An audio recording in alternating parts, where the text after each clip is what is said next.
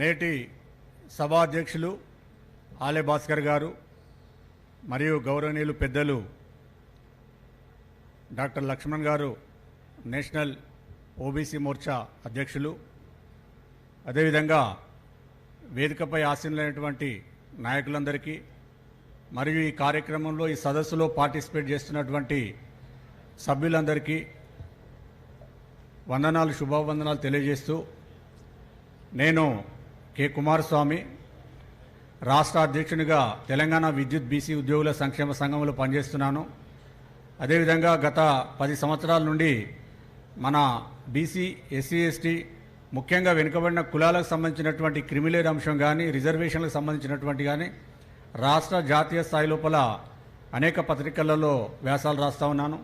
నాకు ఈ అవకాశం ఇచ్చినటువంటి మన రాష్ట్ర కార్యవర్గానికి మరియు అందరికి కూడా వందనాలు తెలియజేస్తూ, ముఖ్యంగా వెనుకబడిన కులాలకు సంబంధించినటువంటి రిజర్వేషన్లు సమస్యలు వచ్చినప్పుడు భారతదేశములో నిచ్చెన మెట్ల కుల వ్యవస్థ లోపల భారత రాజ్యాంగ రచన లోపలనే మన వెనుకబడిన కులాలకు అన్యాయం జరిగింది. ఈరోజు 75 సంవత్సరాల స్వతంత్ర దేశంలో ఇవాళ వెనుకబడిన కులాల యొక్క ప్రాతినిధ్యం అసెంబ్లీలో కానీ, పార్లమెంట్లో కానీ 20% మించడం లేదు. విద్యా ఉద్యోగాలలో కూడా అదే పరిస్థితి ఉన్నది.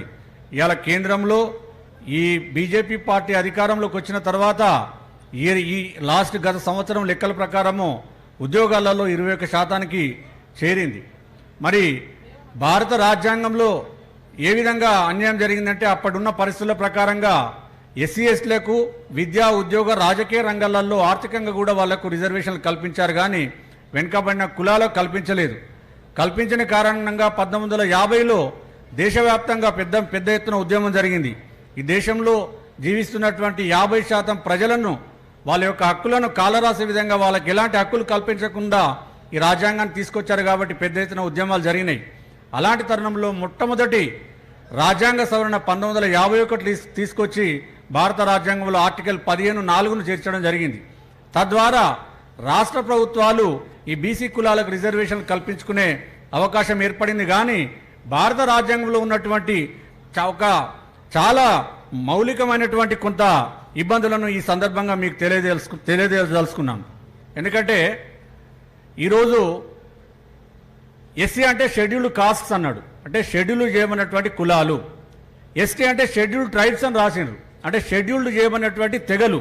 అంటే ఆ కులాలకు, తెగలకు రాజ్యాంగంలో గుర్తింపు లభించింది. మరి బీసీలకు వచ్చేవారికి ఏమన్నారు? Social and educationally backward classes అన్నారు. చూడండి, క్లాసెస్ అంటే తరగతులు, అంటే సామాజికంగా విద్యాపరంగా వెనుకబడిన తరగతులు అనే పదం చేర్చడం వల్ల ఎంతో మన కులం యొక్క అస్తిత్వాన్ని కోల్పోవడం జరిగింది. ఇవాళ కేంద్ర ప్రభుత్వానికి ఓబీసీ కులగణన చేయాలన్నా కూడా రాజ్యాంగంలోని కొన్ని లోటుపాట్లు ఈరోజు అడ్డొస్తూ ఉన్నాయి.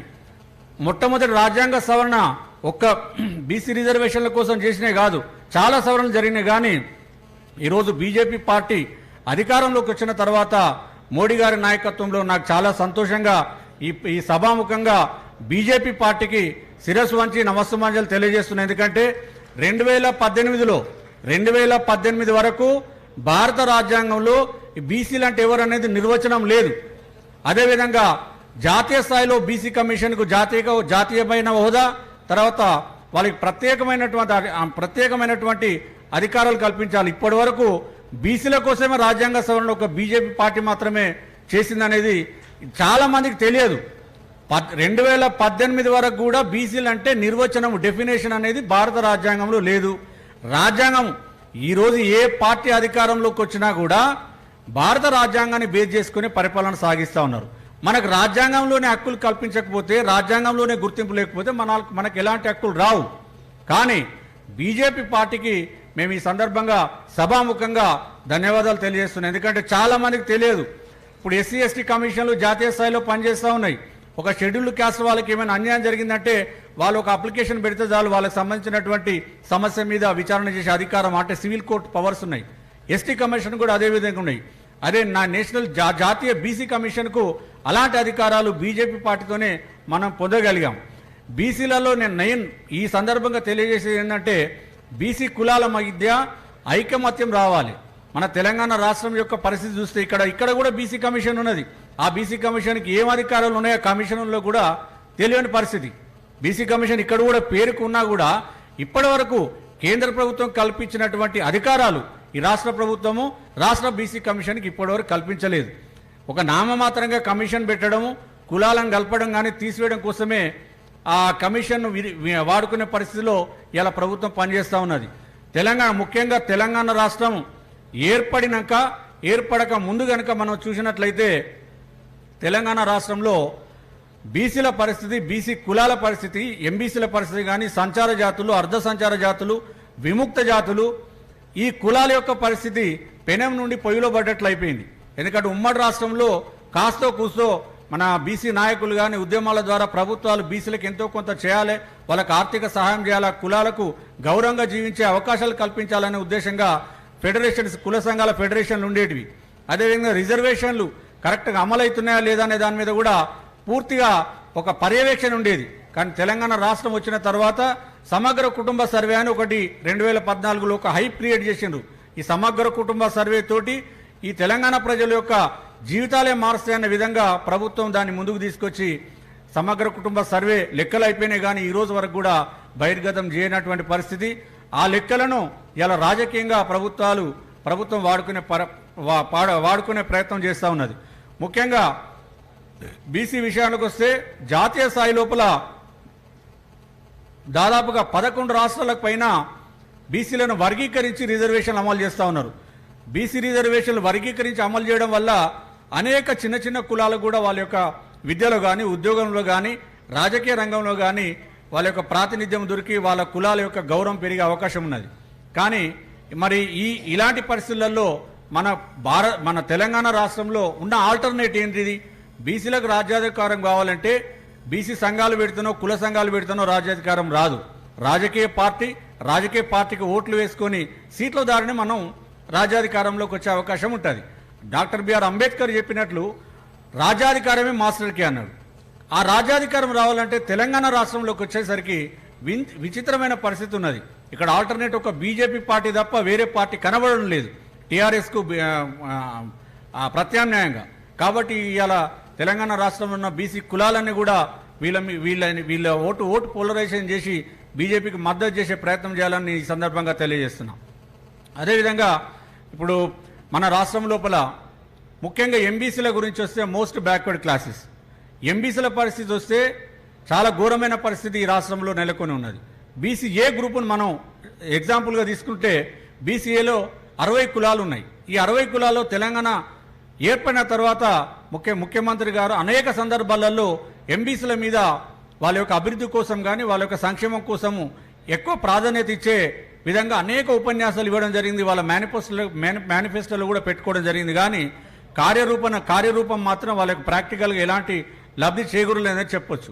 ఎందుకంటే 2017లో ఎంబీసీ కార్పొరేషన్ ప్రకటన చేసి 1000 కోట్ల బడ్జెట్ అలొకేట్ చేసిండ్రు, పైసలు ఖర్చు పెట్టలేదు. అసలు అప్పటికి బడ్జెట్ అలొకేట్ చేసిన నాటికి ఎంబీసీ కులాలు ఏంటిదనేది కూడా ప్రభుత్వం గుర్తించలేదు.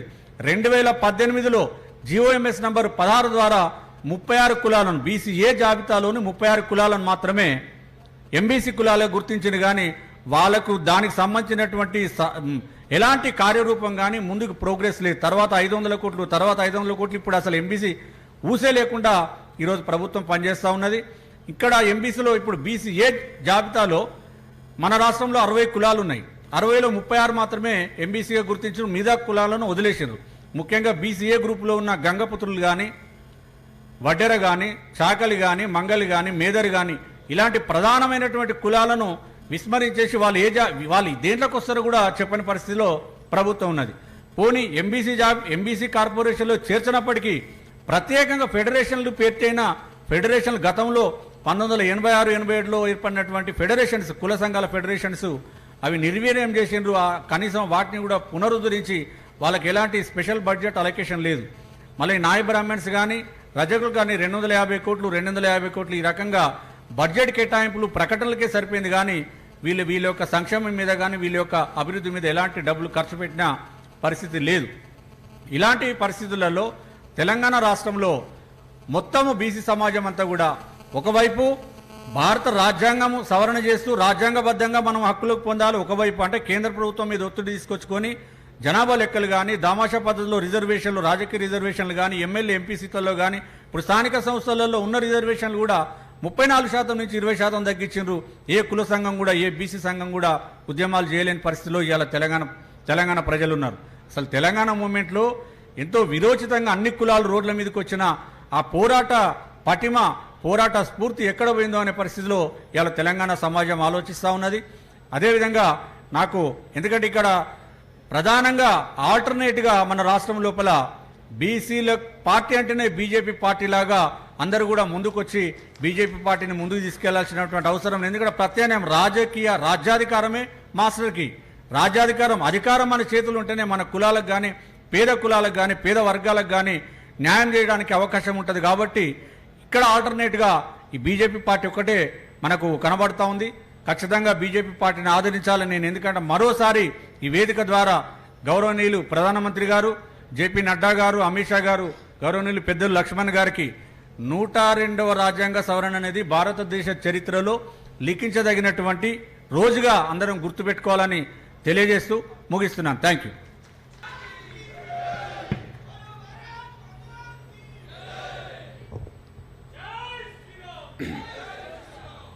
భారత్ మాతాకి. సభకు నమస్కారాలు.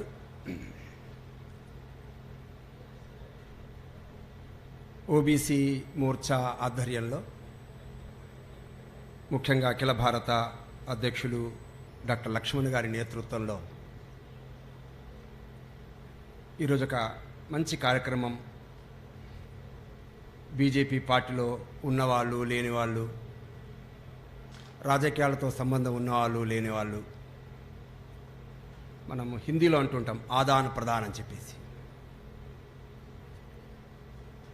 ఈ సమాజంలో ఉండేటువంటి అణగారినటువంటి వర్గాలు వాళ్ళ యొక్క ఐడెంటిటీ, వాళ్ళ యొక్క గుర్తింపుని తీసుకురావటం కోసం గాను ఒక చర్చ జరగాలి అనేటువంటిది ఒక ప్రధానమైన ఉద్దేశం. నాకు ఈరోజు ఈ సభ అంటే భోజనానికి ముందు నాకు ఎంతమంది ఉన్నారో తెలియదు నాకు, కానీ ఇప్పటికైనా కూడా ఈ సభ ఆ ఫలితాన్ని రాబడుతుందనేటువంటి దిశలో ఒక విజయవంతమవుతుందని చెప్పేసి మాత్రం విశ్వసిస్తున్నా.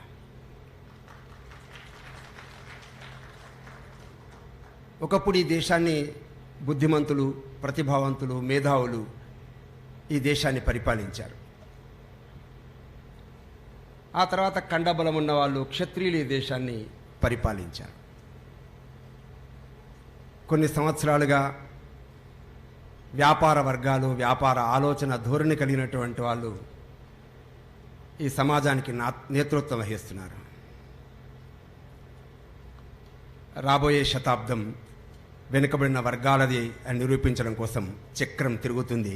ఆ చక్రంలో 4వ స్థానం అన్నది. 2014వ సంవత్సరం నాంది ప్రస్తావన ప్రారంభమైంది.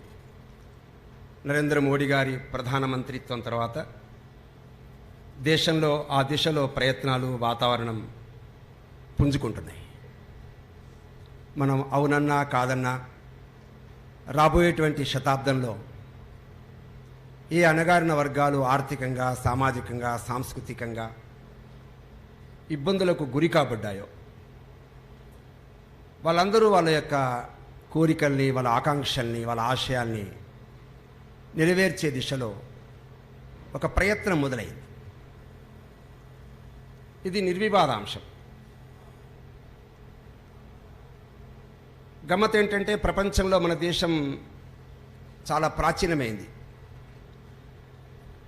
ఎంత ప్రాచీనమో ఇప్పటివరకు ఎవరు చెప్పలేకపోతున్నారు ఈ ప్రాచీనతని.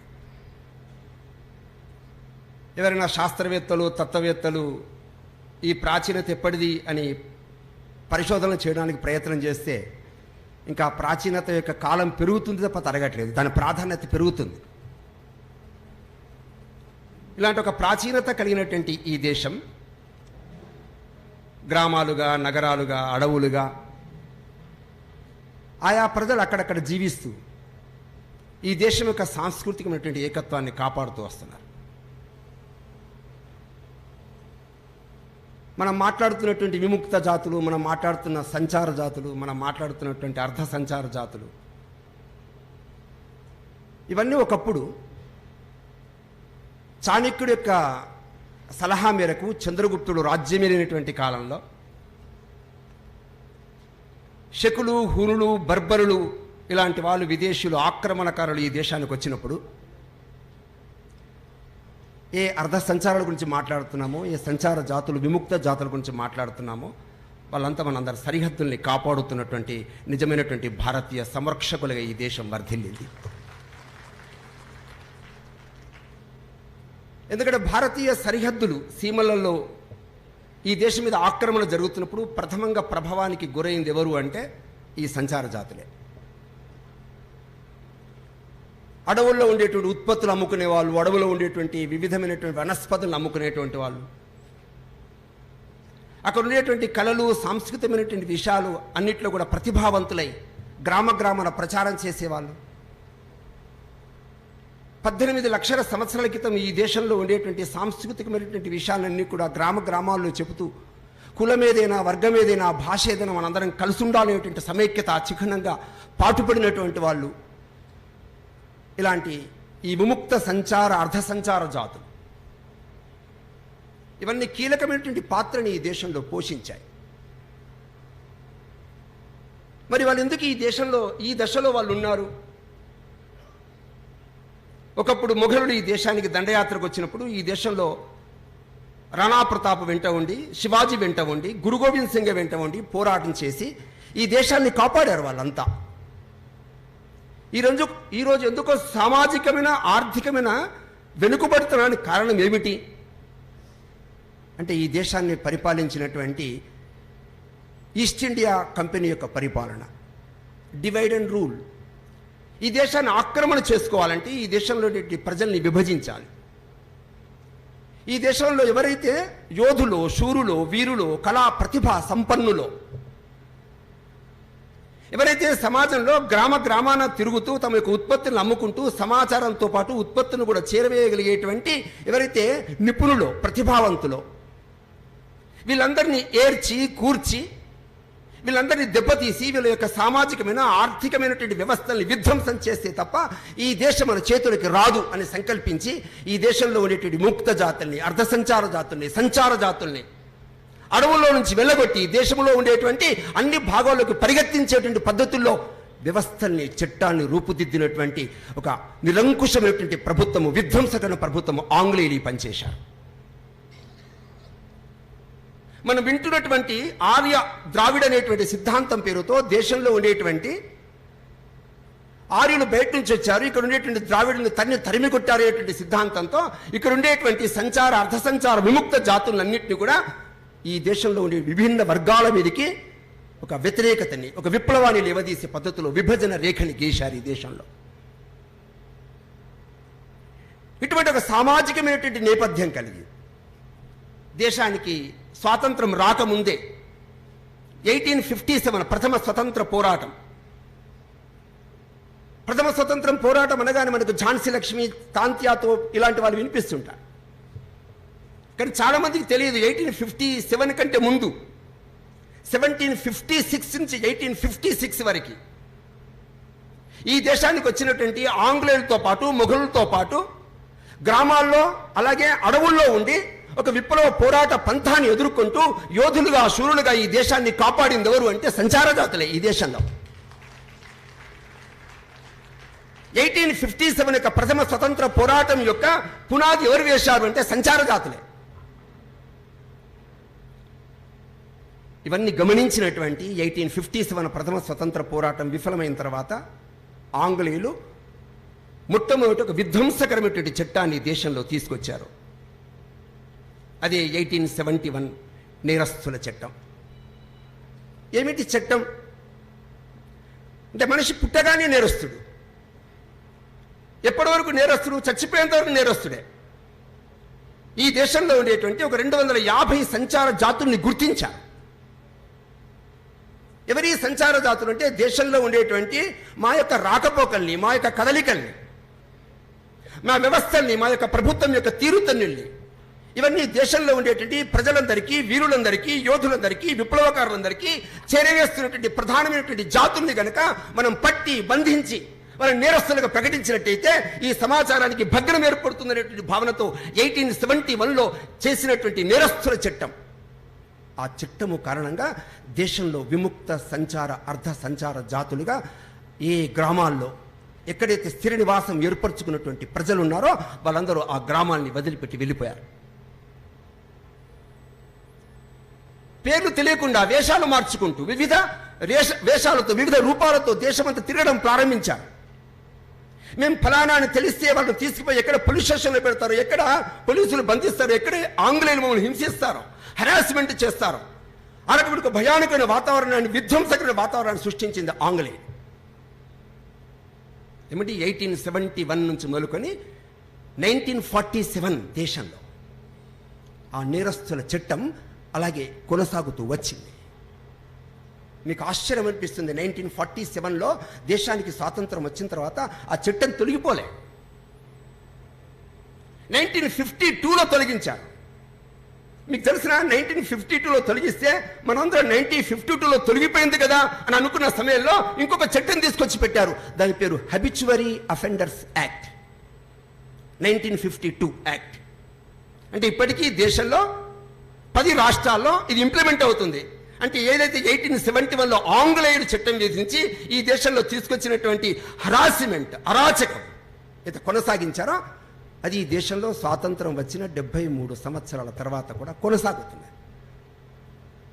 ఎంత ఆశ్చర్యకరమైన విషయం చూడండి. దేశంలో మన ప్రజలు, మన సంస్కృతి ప్రచారకులు, మన ధర్మ పరిరక్షకులు, మన సరిహద్దుల్ని, సీమల్ని రక్షించేటువంటి వాళ్ళు, యోధులుగా పేరు పొందినటువంటి వాళ్ళు, 1857 ప్రథమ స్వతంత్ర పోరాటానికి పునాది వేసినటువంటి వాళ్ళు, మన అక్కలు, మన చెల్లెలు, మన సోదరులు ఇవాళ అన్నాడులే, ఓటు కార్డు లేక, బర్త్ సర్టిఫికెట్ లేక, కులం సర్టిఫికెట్ లేక, సామాన్యమైన మౌలిక వసతులు లేక 73 సంవత్సరాల తర్వాత కూడా దేశంలో పోలీస్ స్టేషన్కి వెళ్దామంటే పోలీసులు వస్తే, ఇక్కడ తెల్ల డ్రెస్ వేసుకున్నట్టు ఒక వ్యక్తి వాళ్ళ బస్తీలకు వస్తే భయపడి పారిపోయేటువంటి ఒక భయానకమైన వాతావరణం ఈ 73 సంవత్సరాల తర్వాత ఎందుకు ఉంది?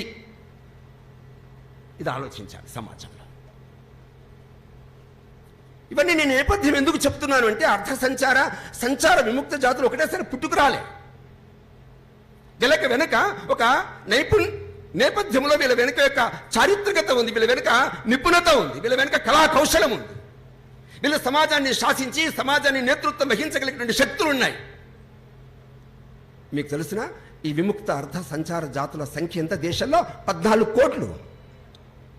మామూలు సంఖ్య కాదు. ఈ 14 కోట్ల మంది అవేర్నెస్, జాగృతి పొంది దేశానికి నాయకత్వం వహిస్తే, ఈ దేశాన్ని నేతృత్వం వహిస్తే భారతదేశం సురక్షితంగా ఉండడంలో అతిశయోక్తి లేదు. అలాంటి స్థానాన్ని వాళ్ళ సమాజంలో తీసుకురావాల్సినటువంటి బాధ్యత ఇవాళ మన యొక్క కార్యకర్తలపైన. అందుకే రాబోయేటువంటి ఈ దశాబ్దంలో, రాబోయేటువంటి శతాబ్దము ఎవరిది అంటే మనదే, భారతీయ శతాబ్దం. అయితే ప్రశ్న ఏంటంటే ఈ బీజేపీ గవర్నమెంట్ ఏం చేస్తుందండి దీనికి? ఇది ఒక మతతత్వ గవర్నమెంట్ కదా. కాబట్టి మతతత్వ గవర్నమెంట్ చేసేది ఏముంది? అదే నేను చెప్తున్నాను ఈరోజున. మధ్యప్రదేశ్లో బీజేపీ గవర్నమెంట్ వచ్చింది. ఏం చేసింది అర్ధ సంచార విముక్త జాతులకి? ఆగస్టు 31, 2021లో సర్క్యులర్ జారీ చేశారు. ఆ సర్క్యులర్ జారీ చేసినటువంటి విషయాలు చెప్తాను ఏమేం చేశారు. సంచార జాతుల్లో ఉండేటువంటి వాళ్ళు ఆట రంగంలో, క్రీడల్లో ఎవరైతే ప్రతిభావంతులు ఉంటారో వాళ్లకు శిక్షణ ఇవ్వడం కోసం ఆర్డర్ జారీ చేయబడింది. 31 ఆగస్టు మధ్యప్రదేశ్ ప్రభుత్వం అధికారికంగా విముక్త దినోత్సవాన్ని జరుపుకోవడం కోసం ఆర్డర్ జారీ చేయబడింది. రాబోయేటువంటి ప్రతి ప్రభుత్వం యొక్క అధికారాల్లో, ఉద్యోగాల్లో ఆ ఉద్యోగాల్ని భర్తీ చేయడానికి ప్రత్యేకమైనటువంటి పరీక్ష రాయడం కోసం, వాళ్ళకి శిక్షణ ఇవ్వడం కోసం ఆర్డర్ జారీ చేయబడింది. సంచార జాతులు వందల వేల సంవత్సరాలుగా వాళ్ళ యొక్క తాతలు, వాళ్ళ ముత్తాతలు, యోధులు ఇలాంటి వాళ్ళ యొక్క సంస్కృతి సంప్రదాయాలు అయితే వారసత్వంగా వస్తున్నాయో అలాంటి వారసత్వ సంస్కృతి సంప్రదాయాలన్నీ కూడా ఒక దగ్గర ఉంచడం కోసం ఒక మ్యూజియం తయారు చేయాలి అనే ఆర్డర్ జారీ చేయబడింది. ఈ సంచార జాతుల యొక్క వికాసం కోసం, అభివృద్ధి కోసం, వాళ్ళ పరిస్థితుల కోసం గాను మొత్తం మధ్యప్రదేశ్లో ఉండేటువంటి ప్రతి జిల్లాలో ఒక కమిటీ కలెక్టర్ యొక్క ఆధ్వర్యంలో ఉండాలి అని నిర్ణయించబడింది. విముక్త సంచార అర్ధ సంచార జాతుల యొక్క కార్మికులకి, చిన్న వ్యాపారులకి ప్రత్యేక గుర్తింపు కార్డులు ఇవ్వాలని నిర్ణయించడం జరిగింది. ఎవరైతే కళా ప్రతిభల్ని పెంపొందించే వాళ్ళు ఉన్నారో ఉద్యోగాలు ఇవ్వడం కోసం వాళ్ళని ఐటీఐ మాధ్యమంగా వాళ్ళకి ఈ జాతులకి ప్రత్యేక వ్యవస్థ చేయడం కోసం ఆర్డర్ జారీ చేయబడింది. సంచార జాతుల పిల్లలు ఉన్నత విద్య కోసం అయ్యేటువంటి ఖర్చు మొత్తం మధ్యప్రదేశ్ ప్రభుత్వం భరిస్తుంది. ఉన్నత విద్య మొత్తం కూడా. కొన్ని కులాలు నిరంతరం తిరుగుతుంటాయి, సంచారం చేస్తుంటాయి. అలాంటి సంచారం చేస్తున్నటువంటి జాతులు మొదట ఏ జాతి ఏ ఊర్లోనైతే ఉందో ఆ ఊర్లో ఆ పిల్లలకు అడ్మిషన్ ఉందో, ఒకవేళ సంచార జాతులుగా ఆయా గ్రామాల్లో తిరుగుతున్నప్పుడు మొదట ఏ బడిలో ఏ స్కూల్లో అడ్మిషన్ తీసుకున్నారో అదే అడ్మిషన్ అన్ని స్కూళ్ళకి వర్తిస్తుంది. మధ్యప్రదేశ్లో ఉండేటువంటి 3 స్కూల్స్ సర్వోదయ, జ్ఞానోదయ, ఏకలవ్య ఇలాంటి విద్యాలయాల్లో సంచార జాతుల పిల్లలకి సీట్లు రిజర్వేషన్ ఇవ్వబడ్డాయి. సంచార జాతులకి ప్రత్యేక రుణ సదుపాయాలు ఇవ్వాలని చెప్పేసి బ్యాంకులకు ఆర్డర్ ఇవ్వబడింది. నేరము చేస్తే ఏమంటే నేరం అందరు చేస్తారు, అది కులంతో సంబంధం లేదు. ప్రతివాడు నేరం చేస్తాడు, ప్రతివాడు ఏదో పొరపాటు చేస్తాడు. కానీ నేరము చేస్తే నేరస్తుడి పేరు మాత్రమే రాయాలి, కులము పేరు ఇక్కడ నుండి రాయకూడదని చెప్పేసి మధ్యప్రదేశం చెప్పేసింది. సంచార జాతుల యొక్క అమ్మలు, అక్కలు, చెల్లెల కోసం ప్రత్యేక స్వయం సహాయత గ్రూపులు ఏర్పాటు చేసి సొంతంగా ఉద్యోగాలు సంపాదించడం కోసం రుణ సదుపాయాలు కేవలం మహిళల కోసమే ఇవ్వాలనేటువంటి నిర్ణయం తీసుకోబడింది. ప్రధానమంత్రి ఆవాస యోజన అందరి కోసం, కానీ విముక్త అర్ధ సంచార జాతుల కోసం ప్రత్యేకంగా ఎన్ని ఇళ్ళు ఏ కుటుంబాలకు ఇవ్వబడాలో అది నిర్ణయించబడింది. ఒకటి ముఖ్యమంత్రి పేరుతో 2021లో ఆగస్టు 31వ తేదీన 732, 752, 754 నుంచి మొదలుకొని 766 నేను నెంబర్లు చెప్తున్నాను. ఇవన్నీ సర్క్యులర్స్ జారీ చేసి ప్రభుత్వం అంటే ఏంటో, సంచార జాతుల పట్ల నిబద్ధత ఏంటో ప్రకటించుకున్నటువంటి.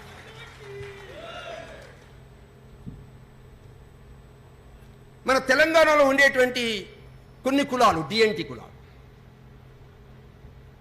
ఎందుకంటే ఇప్పుడు మన యొక్క దేశంలో బికు ఇదాతే గారి యొక్క ఆధ్వర్యంలో బోర్డు ఉంది, సంచార జాతుల బోర్డు. వీళ్ళు అప్లికేషన్ పెట్టుకున్నారు. బికు ఇదాతే గారు కేంద్ర ప్రభుత్వానికి ఒక లెటర్ రాశారు. ఆ లెటర్లో ఏముంది అంటే ఫిబ్రవరి 17వ తేదీ 2022 ఇచ్చిన లెటర్లో తెలంగాణలో ఉండేటువంటి పూసల కమ్యూనిటీని జాతీయ డిఎన్టీ జాబితాలో ఓబీసీ వర్గీకరణలో చేర్చాలని వాళ్ళు రాశారు. అంటే వాళ్ళు రిప్రజెంట్ చేశారు. ఎందుకంటే ఇదాతే కమిషన్ అప్పటికే 36 కమ్యూనిటీలని తెలంగాణలో గుర్తించింది. అయితే పూసల కమ్యూనిటీ చేర్చలే. కాబట్టి ఈ సందర్భంలో నవంబర్ 29వ తేదీ 2019 రోజున retired justice Rohini, chairman commission to sub కేటగిరీస్లో ఉండేటువంటి అదర్ బ్యాక్వర్డ్ క్లాస్కి చెందినటువంటి ఆమెకి నివేదించింది ఏమనగా, పూసలతో పాటు అంటే పూసల కమ్యూనిటీతో పాటు 6 కమ్యూనిటీలని ఇందులో చేర్చాలి. నేను తెలంగాణ పర్యటన తర్వాత పరిశీలించిన తర్వాత ఇది నిజమని చెప్తున్నాను. ఒకటి మేదరి మహేంద్ర, రెండవది వాల్మీకి బోయ, రెండవది సిక్కలఘర్, ఫకీరు, సిద్ధు, వడ్డెరలని జాతీయమైనటువంటి వ్యవస్థలో చేర్చాలని చెప్పేసి ఆ విధంగా చెప్పబడింది. అది అందినట్లుగా కేంద్ర ప్రభుత్వం అక్నాలెడ్జ్మెంట్ ఇచ్చింది. నేను ఎందుకు చెప్తున్నాను అంటే 2014 దేశంలో ఒక చారిత్రాత్మక ఘట్టంలో ప్రవేశించాం. నేను ఇందాక చెప్పాను, ఎవరి కోసం కాలం ఆగదు. నరేంద్ర మోడీ గారు ఒక సంకల్పం తీసుకున్నారు దేశంలో. దేశం అంటే భూమి. భూమి అంటే కేవలం భూమి కాదు, భూమిలో నివసించేటువంటి ప్రజలంటే భిన్నమైనటువంటి కులాలు. దేశంలో 3500 కులాలు. ఇంకా లెక్కించినటువంటి చిన్న చిన్న జనాభా చూసుకుంటే ఒక 10,000 కులాలు దేశంలో. కానీ భిన్నమైనటువంటి ఈ కులాల మధ్య, వ్యక్తుల మధ్య సంబంధాలు, ఆ సంబంధాలు ఎవరితో సంబంధాలు? భూమితో సంబంధాలు. కాబట్టి ఈ భూమి, భారతదేశం ప్రపంచంలో ఒక ఉన్నతమైనటువంటి దేశంగా, ఒక సుపీరియర్ దేశంగా ప్రపంచంలో నిలవాలంటే దేశంలో ఉండేటువంటి 10 కోట్ల మంది, అలాగే బీసీ వర్గాలు ఇవన్నీ తీసుకున్నట్టయితే ఒక 30 కోట్ల మంది ప్రజలు ఈ దేశంలో తాము ఉన్నటువంటి స్థానం నుంచి కొంచెం ఎదిగి ఆర్థిక, సామాజిక, రాజకీయ, సాంస్కృతిక వికాసం జరిగితే సూపర్ పవర్ మన భారతదేశం. ఇది నరేంద్ర మోడీ ప్రభుత్వం నిర్ణయం తీసుకుంది, మనసులో సంకల్పం చేసుకొని దేశంలో మొట్టమొదటిసారిగా ఒక కమిషన్ ఏర్పాటు చేశారు. నేను మొట్టమొదటిసారిగా అని ఎందుకంటున్నానంటే, ఇదాతే కమిషన్ వేయకముందు రేణుకే కమిషన్ ఉండేది, బాలకృష్ణ రేణుకే కమిషన్. చాలామంది మాట్లాడుతుంటారు, మనం మాట్లాడుతున్నప్పుడు, మనతో చర్చిస్తున్నప్పుడు, ఏమండి బాలకృష్ణ రేణుకే కమిషన్ చూసారా, అది సమగ్రమైన సర్వే అండి, ఈ బీజేపీ గవర్నమెంట్ వేసినటువంటి ఇదాతే కమిషన్ది ఇది సమగ్రం కాదండి అని అంటుంటారు. చాలామందికి విషయం తెలియదు ఏంటంటే, ఏ బాలకృష్ణ కమిషన్ వేశారో ఆ కమిషను దేశంలో ఉండేటువంటి 11 రాష్ట్రాలు పర్యటించి ఏవైతే రికమెండేషన్స్ చేసిందో, ఏ ప్రభుత్వం ఏ రేణుకే కమిషన్ నియమించిందో ఆ రేణుకే కమిషన్ యొక్క రిపోర్టుని చెత్తబుట్ట దాఖలు చేసి, అంటే తానే కమిషన్ వేసింది, ఆ కమిషన్ రిపోర్టును ఆ ప్రభుత్వమే పట్టించుకోక పక్కన వేస్తే, అంటే 2006లో రేణుకే కమిషన్ స్టార్ట్ అయితే ఏమంటే 2014 వరకు దాన్ని పక్కకు చూడలే.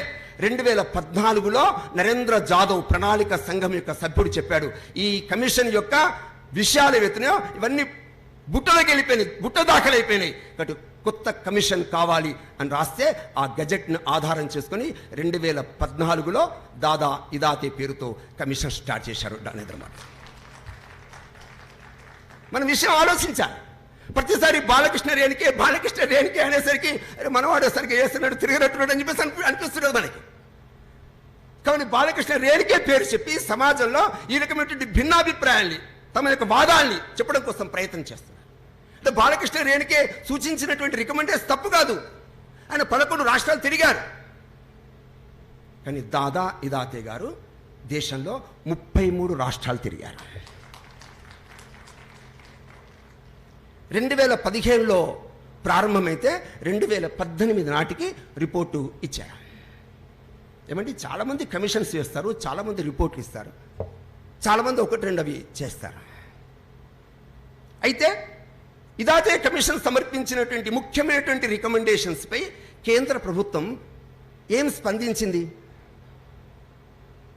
ఇదాతే కమిషన్ ఏర్పడినటువంటి నెల రోజులకే, ఇంకా రిపోర్ట్ స్టార్ట్ కాలే, సర్వే స్టార్ట్ కాలే, కానీ ఇదాతే కమిషన్ ఏర్పడిన నెల రోజులకే దేశంలోని అన్ని జిల్లాల్లో కలెక్టర్ యొక్క ఆధ్వర్యంలో డిఎన్టీ గ్రీవెన్స్ రిడ్రెసల్ కమిటీ పేరుతో నెమ్మదిగా సర్వేక్షణ చేయాలి అని చెప్పేసి కమిటీలు వేయటం జరిగింది దేశంలో. ఇదాతే కమిషన్, ఇదాతే గారు పర్యటన ప్రారంభం కాలే, కానీ ప్రారంభం కాకముందే అన్ని జిల్లా యొక్క కలెక్టర్లకు ఆర్డర్ ఇవ్వబడింది, ఈ కమిటీ ప్రారంభం కావాలి, ఈ కమిటీ యొక్క చర్యలు ప్రారంభం కావాలి, ఇదాతే కమిషన్ వచ్చేటప్పటికి అన్ని విషయాలు సమగ్రంగా చెప్పాలి. ఇదాతే కమిషన్ యొక్క రికమెండేషన్లు దేనికోసం అంటే ఆయా జాతుల యొక్క సంక్షేమం, ఆయా జాతుల వికాసానికి సంబంధించింది. కాబట్టి డిఎన్టీ యొక్క డెవలప్మెంట్ వెల్ఫేర్ బోర్డు ఇప్పుడు దాకా లేదు దేశంలో. మొట్టమొదటిసారిగా డిఎన్టీ డెవలప్మెంట్ వెల్ఫేర్ బోర్డుని సోషల్ జస్టిస్ ఎంపవర్మెంట్ మంత్రిత్వ శాఖ ఆధ్వర్యంలో ఏర్పాటు చేశారు. ఇది ఒక చారిత్రాత్మక నిర్ణయం దేశంలో. అంతకుముందు ఎన్నో కమిషన్లు వచ్చాయి, ఎన్నో రకమైనటువంటి కమిటీలు వేశారు, కానీ మొట్టమొదటిసారిగా డెవలప్మెంట్ బోర్డు దేశంలో ఏర్పడింది. అంతకుముందు కమిషన్లు అందరి దగ్గర సమస్యలు అడుగుతున్నప్పుడు వాళ్ళు వెళ్ళిపోయిన తర్వాత ఆ కమిషన్ అధ్యక్షుడు, ఆ కమిషన్ సంబంధించినటువంటి చైర్మన్ పక్కకి వెళ్ళిపోయేవాడు, ఈ అడిగే వాళ్ళు లేకపోయేవాళ్ళు. కానీ ఈ రోజున బోర్డు దగ్గరికి వెళ్ళి వాళ్ళ యొక్క సలహాలు, వాళ్ళ సూచనలు, వాళ్ళ సమస్యలు చెప్పడానికి ఒక స్థానం, ఒక మాధ్యమం ఇవాళ ఏర్పడింది దేశంలో. అలాగే కేంద్ర ప్రభుత్వం మూడో పని చేసింది, ఐడెంటిఫికేషన్ అండ్ క్లాసిఫికేషన్ కమిటీ. అంటే దేశంలో ఉండేటువంటి నీతి ఆయోగ్ చైర్మన్ ఎవరైతే ఉన్నారో రాజీవ్ కుమార్ వాళ్ళ అధ్యక్షలో 265 డిఎన్టీ ట్రైబ్స్కు ఎవరికి ఇంకా గుర్తింపు ఇవ్వలేదో రాష్ట్ర ప్రభుత్వాలు, వాటికి గుర్తింపు ఇవ్వాలని చెప్పేసి నీతి ఆయోగ్ అప్రూవ్ చేసింది దేశంలో.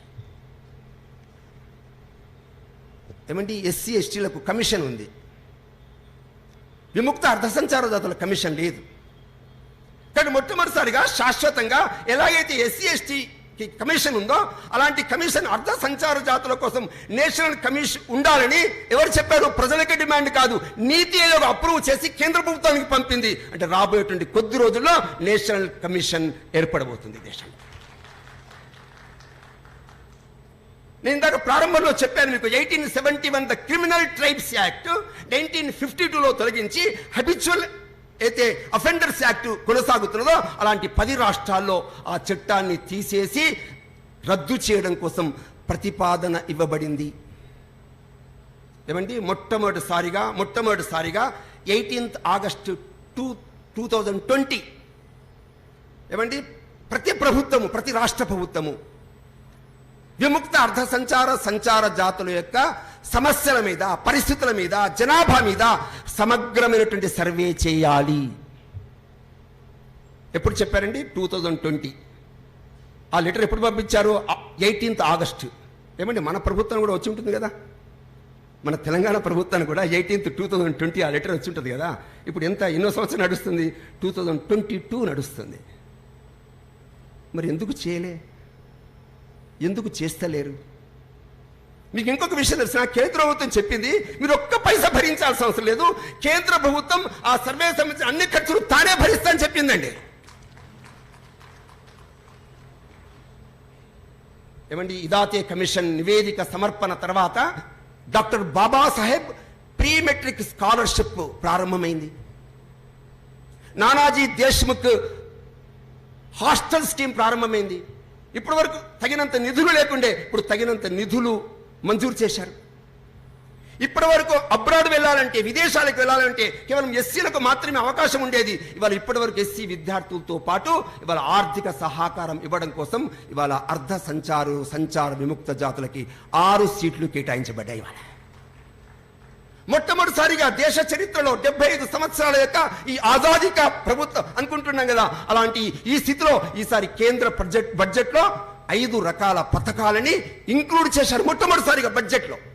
ఒకటి ఎడ్యుకేషన్, రెండవది హెల్త్ కేర్, మూడవది ల్యాండ్, నాలుగవది హౌజెస్, తర్వాత స్కిల్ డెవలప్మెంట్. ఏమండి, ఇదాతే కమిషన్ రిపోర్ట్ సమర్పణ నరేంద్ర మోడీ ప్రభుత్వం తగు చర్యలు తీసుకుంటున్నటువంటి కారణంగా దేశంలో ఈ రోజున ఒక ఆశావహ వాతావరణం దేశంలో నెలకొన్నది. ఇవాళ చాలా చోట్ల ఎక్కడెక్కడైతే విమానాశ్రయాలున్నాయో ఆ విమానాశ్రయాల్లో ప్రయాణికులు దిగుతుంటే, మామూలుగా విమానాలు ఎవరు వెళ్తుంటారండి? విద్యావంతులు, బాగా డబ్బున్నటువంటి వాళ్ళు, ధనికులు. ఈ దేశంలో ఉండేటువంటి చాలామంది ఇలాంటి వాళ్ళంతా విమానాల్లో తిరుగుతుంటారు. కానీ ఈ దేశంలో 10 కోట్ల మంది, 20 కోట్ల మంది, 30 కోట్ల మంది తిండి లేక, లేకుంటే గృహం లేక, విద్య లేక, చదువు లేక ఒక నిర్భరమైనటువంటి స్థితిలో, దౌర్భాగ్యమైన పరిస్థితుల్లో బ్రతుకుతూ ఒకప్పుడు దేశ సంరక్షణ కోసం పాటుపడేటువంటి వ్యక్తులు ఎవరో, ఆ యోధులు ఎవరో, ఆ చిత్రాల్ని విమానాశ్రయాల్లో ప్రదర్శించడం కోసం కేంద్ర ప్రభుత్వం నిర్ణయం తీసుకుంది. ఏమంటే 73 సంవత్సరాల స్వతంత్ర భారతం, 14 కోట్ల మంది దీనులు, దుఃఖితులు, అన్నార్తులు, క్షుద్బాధితులు, అనగానేటువంటి వర్గాలు, వెనుకబడిన విముక్త అర్ధ సంచార జాతులు. మేము వేరు, ఈ దేశం వేరు, మేము హిందువులం కాదు, లేకుంటే మేము ఈ మతానికి చెందినటువంటి వాళ్ళం కాదనేటువంటి పద్ధతిలో ఈ సమాజాన్ని విభజించేటువంటి కొన్ని సంఘాలు, కొన్ని నాయకులు రకరకాల కుట్రలు పన్నుతున్నటువంటి సమయంలో ఇవాళ నరేంద్ర మోడీ యొక్క ప్రభుత్వము ఈ యొక్క అర్ధ సంచార విముక్త ఏవైతే జాతులు 14 కోట్ల మంది ఉన్నారో వాళ్ళంతా భారతీయులే. ఈ భారతీయ సాంస్కృతిక జీవన సంతతికి వారసత్వం కలిగినటువంటి వాళ్ళు, వాళ్ళందరినీ కూడా భారత జీవన స్రవంతిలో కలిపేటువంటి ఒక ప్రయత్నం దేశంలో ప్రారంభమైంది.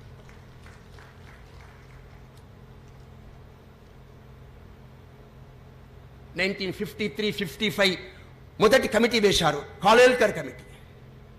1965 Lokur committee, 1980 Mandal commission report, 2002 justice Venkatachaliah commission, ఇందాక చెప్పిన 2006 Balakrishna Renke commission technical advisory committee group.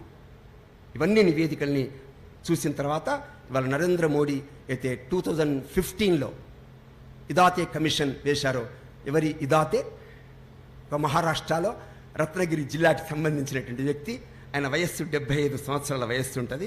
ఏమండి, అతను చాలా ఉన్నతమైన జస్టిస్ కాదు, మేధావి కాకపోవచ్చు, కానీ కొన్ని సంవత్సరాలుగా సంచార జాతుల మధ్యలో బ్రతుకుతూ ఒక సంచార జీవియే వాళ్ళ విద్య కోసం, వాళ్ళ వికాసం కోసం, వాళ్ళ ఉద్యోగాల కోసం, వాళ్ళ యొక్క గుర్తింపు కోసం, వాళ్ళ ఐడెంటిటీ కోసం పనిచేస్తున్నటువంటి ఒక కార్యకర్తని గుర్తించినటువంటి ఘనత కలిగినటువంటి ప్రధానమంత్రి నరేంద్ర మోడీ.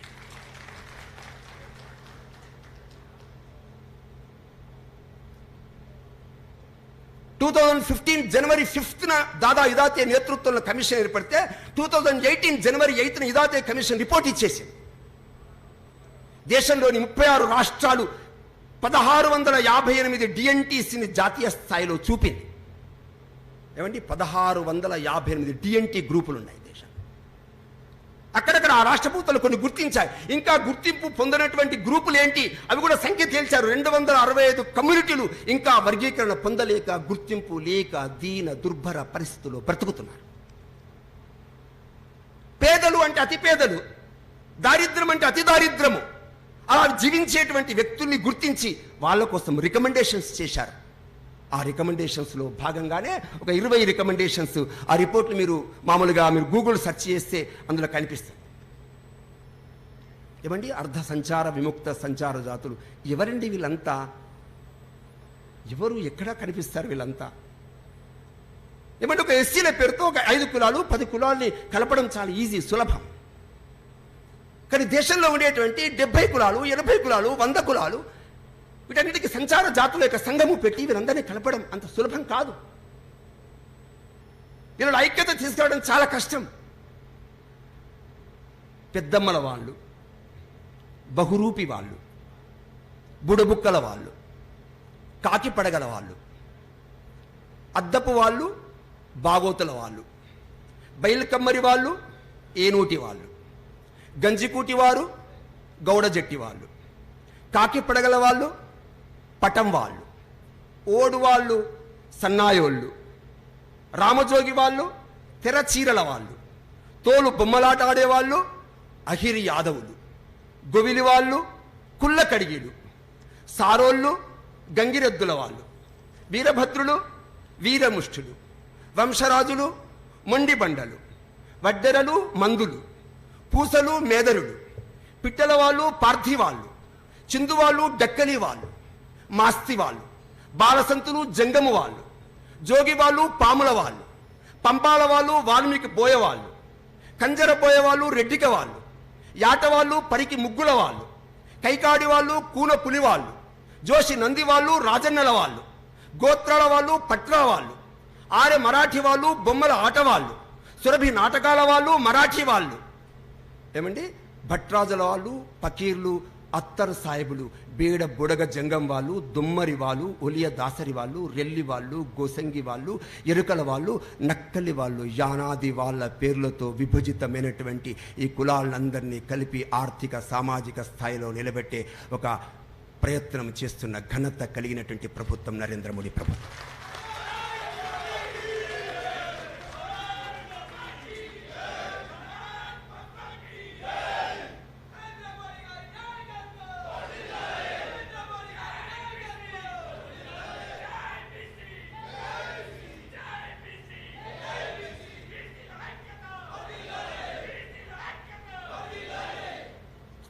కాబట్టి ఇవన్నీ విషయాలు ప్రభుత్వం చేస్తోంది.